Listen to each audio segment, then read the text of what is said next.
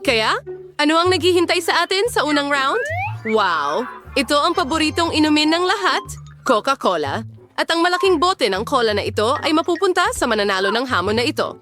Well, nagsimula na ang oras. Tara na. Ano? Si Jane unang nagsimula sa trabaho. Ano ito? Sa tingin ko alam ko na. Ito ay clay. Ang pagmamodelo ng clay ay isang tunay na sining na nangangailangan ng mahusay na kasanayan. Adulay care simpleng gawin alagyo astig na bagay. Tingnan mo si Jane, nakakabuo na siya ng isang tiyak na hugis. Magaling. Wow! Maayos din ang ginagawa ni Emma. Ang hugis ng clay na ito ay halos kahawig na ng hugis ng bote. Samantha, bilisan mo na! Nakakadiri! Sige, subukan natin gumawa ng kung ano. Hindi mukhang mahirap. Ayan na. At siguro ganyan. Ano? Hoy! Ano ang pinagtatawanan mo? Ang galing ng mga babae. At ako ay may, tiyak na hindi mukhang bote.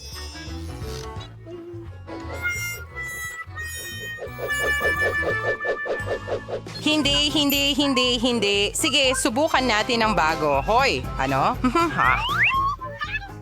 Ayan na. Ano? Naku, mukhang nagpasya si Samantha na sirain ang gawa ni Jane. Kawawang Jane, yung daming trabaho na nasayang. Oo nga, Samantha, kung kaya mong gumawa ng kahit ano, hindi mo kailangang sirain ang gawa ng iba dahil doon. Mukhang nauubos na ang oras. Huminto. Kaya ngayon guys, magsimula tayo sa iyo. Samantha, ipakita mo sa akin ang ginawa mo. Itong kaguluhan? Talagang hindi. Shane, ipakita mo sa amin ang iyong likha. Hindi. Hindi iyan ang kailangan mo. Kaya mong gumawa ng mas maganda, Emma. Wow! Hindi ko ilalagay ang obra maestra mo sa gallery, pero mas maganda ang ginawa mo kaysa sa iba. Binabati kita, Emma. Ikaw ang nanalo. At syempre, ang ipinangakong premyo mo. Okay, heto na. Ang uhaw ko! Pasensya na, mga babae. Wala ako sa mood makipag-share ngayon. Sarap! Wow, gano'ng karaming prutas ang nandyan. Pero sandali, hindi iyan para sa pagkain. Kailangan ng mga babae na gumuhit ng pizza na may prutas. Wow, para sa ganitong mabangong pizza, talagang sulit ipaglaban. Handa na ba kayo, mga babae? Tara na! Sige. Ang juicy ng orange. Pasensya na, pero hindi ko mapigilan ang sarili ko. Kaya, may isa pang piraso dito. Ang sarap. Masarap. Masarap. Kadiri, lemon ba yan? Ang asim nito. Wow! Isang granada! Ang tamis at katas. Talagang kamangha-mangha. Ano ang problema sa'yo? Mukhang hindi naintindihan ni Samantha ang gawain. Hindi ito paligsahan sa pagkain ng prutas, kundi isang hamon sa pagguhit. Pero mukhang may naisip na kakaiba si Emma. Wow! Pinipiga niya ang katas mula sa prutas papunta sa plato. Mukhang totoong pintura. Kiwi, orange, granada. Tingnan mo ang mga matingkad na kulay na ito. Sige, ngayon kaunting lemon para sa dilaw na kulay. Super! Ngayon, makakakuha si Emma ng brush at makakapag-drawing gamit ang juice, katulad ng ordinaryong pintura. Magaling na trabaho, Emma! Wow! Kailangan nating makaisip ng isang bagay na cool at talagang orihinal. Siyempre, tawin natin lahat ngayong smash yun ng orange at hiwain ito ng manipis. Ganito, magaling. Ngayon, kailangan natin ng saging. Hiwain ito ng maliliit at maayos na piraso. Ganyan. Ayos lang ako. At ngayon, kailangan natin ng ubas. Mahilig ako sa ubas. O sige, oras na para gawin ang ating pizza. Sa tingin ko mukhang cool at napaka-appetizing. Wow. Oras. Tapos na ang oras. Ipakita ang iyong gawa. Gaya, Samantha, ano ito? Hindi ito pwede. Parang hindi mo man lang sinubukan. Pasensya na. Okay, sino ang susunod? Emma. Hindi. Hindi rin yan ang kailangan ko? Ano? Sige. Ngayon, Jane. Wow. Iyan mismo ang gusto kong makita. Magaling na trabaho. Iyon na ang kapayapaan. Alam kong magugustuhan mo ang aking drawing. Ngayon, oras na para sa merienda. Oh, ang sarap ng pizza. Talagang kamangha-mangha. Napakasarap at ang laki ng pizza. Panahon na para sa isa pang hamon. Wow, ang ganda at cute na loro. Sa tingin ko, magiging masaya ang sinumang babae na magkaroon ng ganitong alaga. Bla bla bla bla bla bla. Pero kailangan pa rin itong paghirapan. Handa na ba ang lahat? Tara na. Sige, simulan na natin. Sige, kaya kumuha tayo ng ilang dilaw na beads. Ibuhos natin ito dito ng ganito. Magsimula tayo sa ulo. Magaling! Mukhang seryoso ang lahat ng mga babae sa pagkapanalo. Tingnan mo kung gaano kahusay si Emma sa gawain.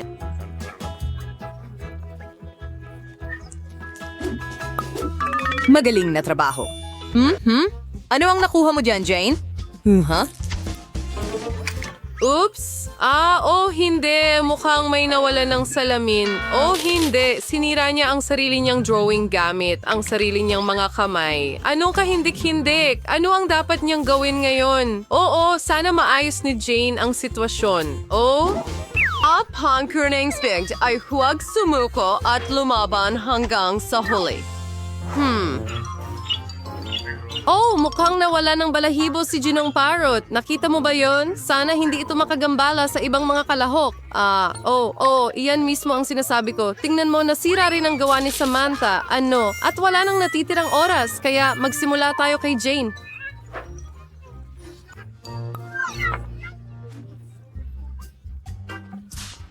Diyos ko. Talaga? Hindi. Jane. Hindi maganda yon. Hindi.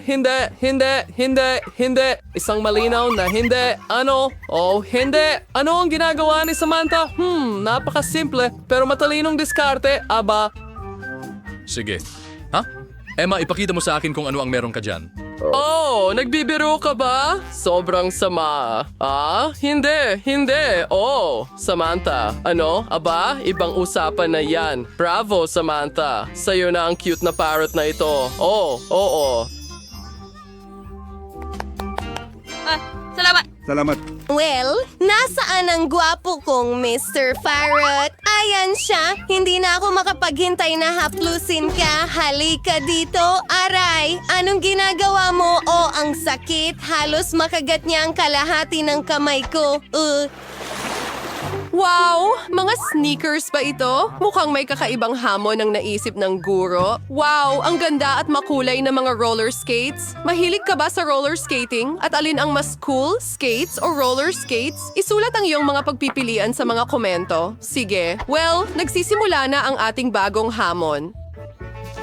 Sige, dapat medyo simple lang ito. Magsisimula tayo sa isang simpleng pattern dito at dito. Super. Ngayon, kaunting pula dyan. At ayan na. Perfecto.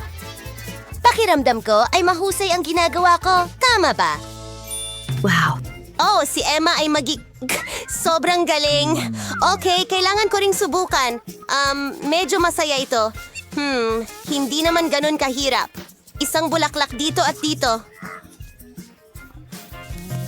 Ang gagaling ng mga babae. At paano naman si Samantha doon? Well, mukhang simple ang mga pattern ni Samantha. Pero dinodrawing niya ito ng may damdamin. Tama? Nagiging sobrang astig sina Emma at Jane. Ang galing. Nako, may nagsasabi sa akin na may balak na masama si Samantha.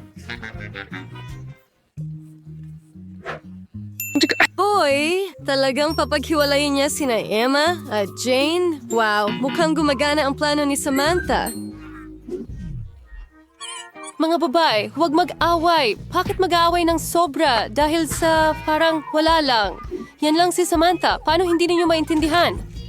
Ngayon sinira ni Emma ang gawa ni Jane. Malamang masaya si Samantha sa resulta na ito. Samantala, ikakabit ni Emma ang mga gulong sa kanyang sapatos. May kutob ako na magiging sobrang astig ito. Sige. Wow, ang tingkad ng mga kulay. Sige, ang galing niyan. Talagang mahusay. Oh,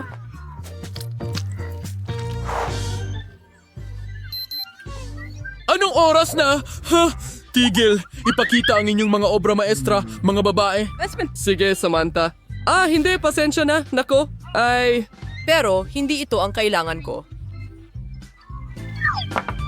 Okay, ngayon Jane, ano ang masasabi ko? Hindi, ang trabahong ito ay hindi maganda? Hindi, kaya ito ay talagang kakilakilabot. Oh, okay, ano ito? Wow, Emma, nakikita ko na nagpakita ka ng mahusay na resulta. Magaling, mahusay na trabaho. At narito ang iyong karapat-dapat na premyo. Sige, subukan natin ngayon. Hindi talaga kasya. Seryoso? Ay, hindi. Ano ang gusto ng apo kong babae? Gusto ko ng sorbetes. Alam ko ang ganitong recipe. Ito'y... Amo, prinitong ice cream ito. Former King Sorbets na sinanay na lapot. Kailangan song rin ng pino. Madali lang yan. Lolang kaya ko rin yan. Mandarayang isda, pinakamadaling pie. Pantasando sang Diyos ng Cuchillo Binibini and halos takpanis sang kain sa kusina. During your regular Cabri and Mulverwarren ay nakakaroon ng salita. Ibang tayo. Nag-always po tayo sa original na recipe. Kailangan mong ibuhos ang gatas at cream sa batag na ibabaw. Berry and isirdig sa basing guts. Schwarmer na hiwen yung basos. Kapag tubigas daing masa, borza ba yung hiwen sila i-roll. Kaya ko rin yan. Putol at pihit. Walang komplikado. Ngayon ilalagay ko ito sa baso at aayusan. Magdadagdag ako ng whipped cream. Mukhang medyo manipis. Aayusan ko ito ng rainbow Skittles. Isang tubo ng asukal para sa kagandahan at Oreo na cookies. Nang wine na ay magpuputol din yung kanyang ice cream sa mga piraso. Natisi lagalas yan ito sa ibuhos ko ang strawberry sauce sa Kaylay. Lola, mali ang ginagawa mo. At mahalaga rin sa akin ang sarsa. At ilagay mo rin ang marmalade berries sa ibabaw. Ako rin ay maglalagay ng ilang berries. Strawberries at pagkatapos blueberries. Idedekorasyon ko ang lahat ng sprinkles. Tada! Stick. Perfecto! Contact comment file to Jane Honnet ang maduvar mong palamutya ng ice cream gamit ang lemon zest. Naibaasi siya lasing lemon ay perpektong pinagsasama sa tamis ng ice cream. Yung balat ng lemon ay maaaring gamitin upang makagawa ng kakaibang dekorasyon. Pagdagdag ng kaunting yelo upang mas tumagal ang hugis ng sorbetes. At para sa pagsilbi, gaya ng sa pinakamahal na mga restaurant, gagamit ako ng tuyong yelo. Pagdadagdag ako ng usok at ilalagay ito sa ilalim ng takip. Perfecto! Wala! Nung kagandahan ang nagawa ng chef, hindi ka panipaniwala. O, ang ice cream ni Lola ay hindi mukhang kasing kahanga-hanga. Maraming sangkap sa isang tasa para sa kapatid ko. Pero tingnan natin kung anong klaseng ice cream ang magugustuhan ni Baby Gloria ng husto. Gusto ko ito. May strawberries at cream. Napakasarap. Anong dilim? Ano ang nandoon? Yan lang ang gusto ko. Gaano karaming usok? Ay... Masim. Mukhang kakaiba. Hindi rin masarap ang lasa. Pinili ko ito. Hooray! Hindi ito akin! Lola, humihingi Kailangang si maging Glory na maayos. kumain. Gusto ko ng lollipop. Heto ang makulay na ito. Sige. Oh, kaya ni Lola makita ng maayos. Pero, okay, dati kong ginagawa yan. Kailangan mong pakuluan ng caramel. Para gawin ito, kumuha ng asukal at idagdag ito sa tubig. At ngayon, kailangan mong patuloy na ihalo ito. Alam mo rin ba ang recipe, Emma? Kung ganoon, ulitin mo. Palagi silang nakakatuklas. Kaya parang walang komplikado. Asukal at tubig. Ilagay ito sa kaserola.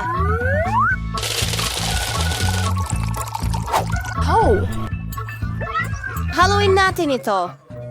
Kailan na susurin ang temperature ng caramel bags both sa malts? Kung hadis para ito'y mabasag. Perfecto. Ngayon, mali mo dahil ito'y ipamahag sa hulmahan. Pag-physics ng size para Kari Swad ang Kaninsis Glory. Oh, Lola, manood ka at matuto. Eksakto. Pwede di Gloria makulay na lollipop. Oh, meron na kong natural na pangkulay. Grim? Emma! Ang lakas mo! Hindi rin sa'yo ni Lola Isis. Heto Oy. marimod yung ibuhos sa hulmahan.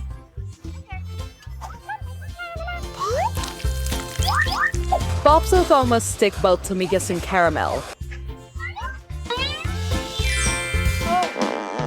Frozen caramel house. Besides, spark lollipop. Wow! Nagustuhan ni Lola.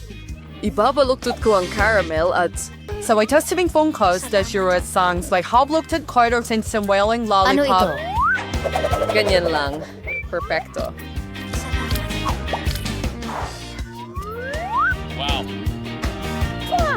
Wow.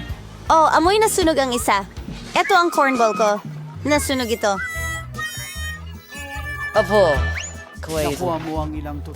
Ano ang dapat kong gawin? Well, kaya ko ring mag-ukit. Ang kapatid kong babae ay may mga garapon ng makukulay na plasticine. Gagawin ko silang mga sausage at ibabaluktot sa manipis na tourniquet gaya ng ginawa ni Emma. Makakakuha rin ako ng rainbow lollipop. Ito ay isang nakakain na puno, ngunit maganda. Handa na ang lahat.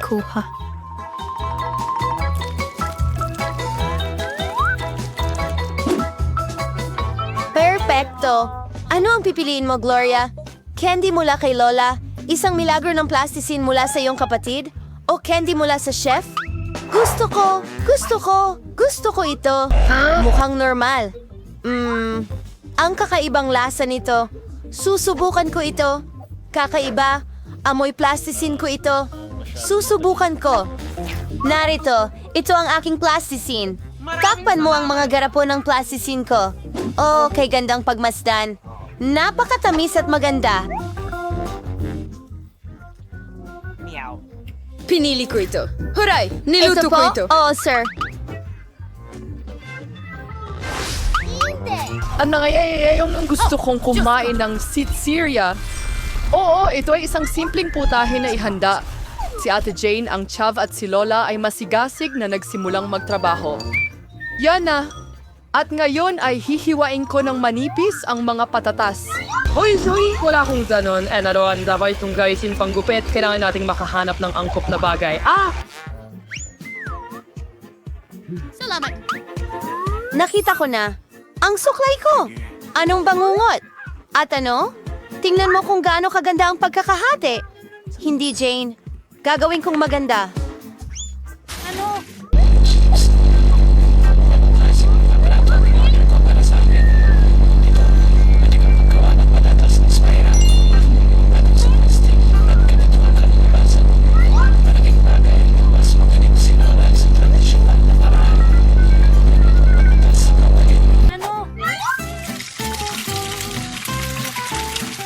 Humingi siya ng chips, hindi pritong patatas. At magluluto ako ng spiral sa isang deep fryer. Tama ba? Gagawin ko rin yan. Sa wakas, handa na ang lahat. At zartering nasa langgay hansonet na cycling ay kasama rin sa paprika and asin. Gagawin yan ni Brenny. At ang diskarte ko ay magdagdag ng mas maraming ketchup. Kailangan mo lang ng asin. Sige, Apo, kain. Ang bango ng chips ni Lola. Maganda rin ang itsura ng chips ng kapatid. Pero ang chips ng chef ay talagang napakaganda. Saan ako magsisimula? Ano ito? Ang daming ketchup! Marahil siya ay nanligaw. Gustong-gusto niya ang ketchup? Okay lang. Pwede mo itong kainin. Iyan ba ay pritong patatas? Hindi yan ang gusto ko. Wow, ang astig. Ang sarap nila? Masarap. Pinipili ko sila. Oh, meron ako.